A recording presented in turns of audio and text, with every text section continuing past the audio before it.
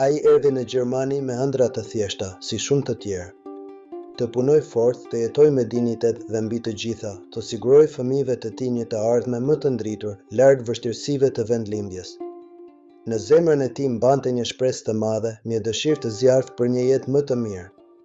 Në sytë e tij mund të shihej lodhjen e një rruge të gjatë dhe plot sakrifica, por gjithashtu shkëlqente një guxim i pashuar, një vendosmëri për të mos u dorëzuar.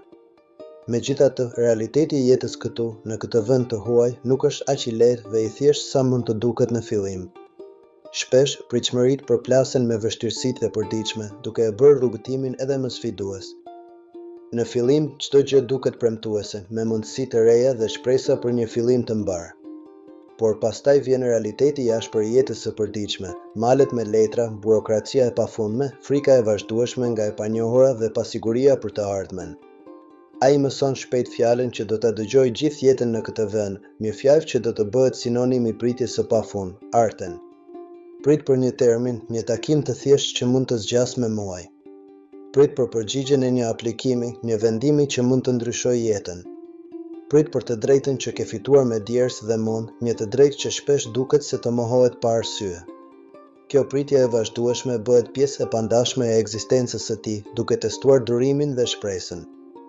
Në Auslënderbehërte, zyra e të huajve, një dokument i vetëm që mungon mund të ndalojë të gjithë jetën.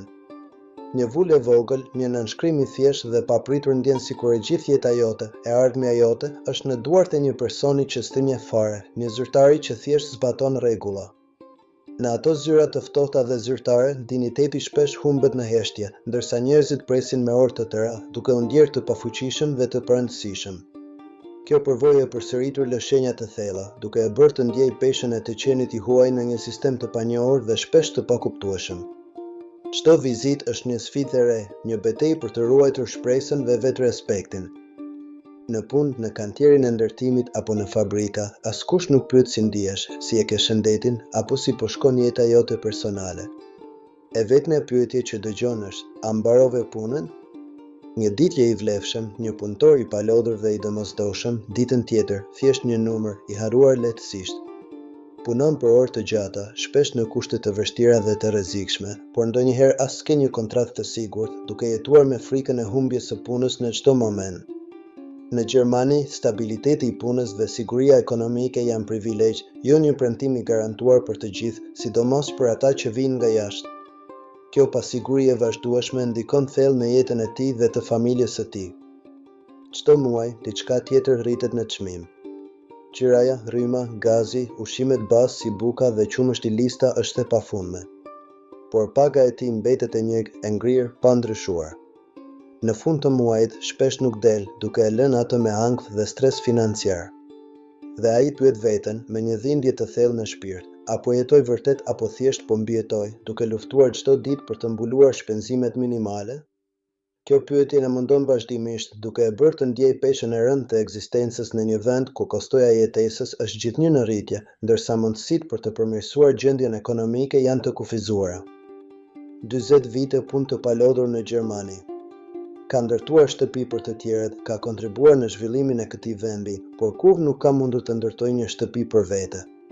Ka paguar taksa me rregull, ka vënë gjithçka që kishte, energjinë dhe rininë e tij. Sot, në moshën e thyer, ai mbledh shishe bosh nëpër rrugë për të blerë bukë, një akt i dëshpëruar për të siguruar ushqimin e përditshëm. Ai është një hero i harruar, një dëshmi e sakrificës së heshtur, i lënë pas dore në një vend të ftohtë dhe shpesh indiferent. Jeta e tij është një pasqyrë e realitetit të hidhur për shumë emigrantë që kanë vënë gjithçka, por në fund mbeten me pak ose as pak shpërblim. Netët janë të gjata dhe të ftohta, të mbushura me mendime dhe mall. Ai shikon foton e vjetër të vendlindjes, një kujtim i dashur i shtëpisë dhe thot me vete, me një zë të dridhur nga malli: veç edhe një herë të shkoj atje të ndjej erën e fshatit tim, të prek tokën ku kam lindur. Por nuk ka mundësi. Pensioni i tij i vogël nuk del as për shpenzimet bazë, e lëre më për një udhëtim të tillë. Shpenzimet nuk mbaren kurrë, duke e mbajtur të lidhur pas kësaj toke të huaj. Dhe ëndra e kthimit, ëndra për të parë edhe një herë vendin e tij, mbetet pezull në ajër, një dëshirë e paplotësuar që e mundon çdo ditë. Flamuri shqiptar, kjo dëshirë e thellë për të kthyer në rrënjët e tij, është një burim i vazhdueshëm dhimbje dhe nostalgjie. erdha këtu me shpresë të madhe, me duar të zbrasta nga pasuria materiale, por me zemër të plot me dëshira dhe ambicie. Tani jam plak, me trupin e lodhur dhe shpirtin e rënduar nga vitet e sakrificave. Por shpresoj me gjithë shpirt që fëmijët e mi të mos e njohin kur këtë ndjesi të vështirë, këtë peshë të ekzistencës së një emigranti. Unë se ktheva jetën time në pasuri materiale, në luks apo në rehati. Përkundrazi, e ktheva atë në një sakrificë të vazhdueshme, një përkushtim të plot për familjen time. Dhe ndoshta, kjo sakrificë, ky përkushtim i palodhur, është pasuria më e madhe që mund t'u lë trashëgim, një trashëgimi e vlerave dhe e dashurisë së pakushtëzuar. Kjo është trashëgimia ime, më e çmuar se çdo pasuri materiale. Në Gjermani, jeta e një të huaj është një luftë e përditshme për dinitet, një betejë e vazhdueshme për të ruajtur identitetin dhe vlerat personale. Por është gjithashtu një dëshmi e jashtëzakonshme e forcës njerëzore, e aftësisë për të përballuar vështirësitë dhe për të vazhduar përpara. Kjo histori është për çdo njeri që s'e është dorëzuar kurrë, pavarësisht sfidave të panumërta. Është për çdo familje që ka qëndruar bashkë, duke gjetur forcë te njëra tjetra në momentet më të vështira. Dhe është për çdo ëndëv që ende jeton, pavarësisht se sa e vështirë mund të duket rruga për ta realizuar. Perëndim, kjo është një histori e rezistencës, e shpresës dhe e dashurisë që triumfon mbi çdo pengesë. Mos e mat jetën me letrat që ke në xhep, me pasurinë materiale apo me statusin social, por me qëndrimin e fortë dhe të palkundur që ruan përballë çdo vështirësie. Mos e mat suksesin me pagën që merr në fund të muajit, por me dinitetin që nuk e humb kurrë, pavarësisht rrethanave. Sepse i huaj që nuk dorëzohet, që vazhdon të luftojë dhe të shpresojë, është njeriu më i fortë në botë.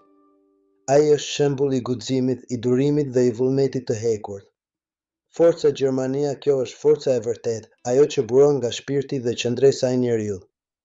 Faleminderit, mos harro të bësh follow dhe subscribe në kanalet tona në TikTok, YouTube dhe Instagram për të mos humbur asnjë video me histori të vërteta dhe frymëzuese për jetën në Gjermani. Këtu do të gjeni dëshmi të tjera të guximit, sakrificës dhe suksesit të emigrantëve. Gjermania bashkohuni me komunitetin ton për të ndarë eksperiencat dhe për të gjetur mbështetje. Ne jemi këtu për të treguar anën e vërtetë të jetës së emigrantëve, me të gjitha sfidat dhe triumfet e saj.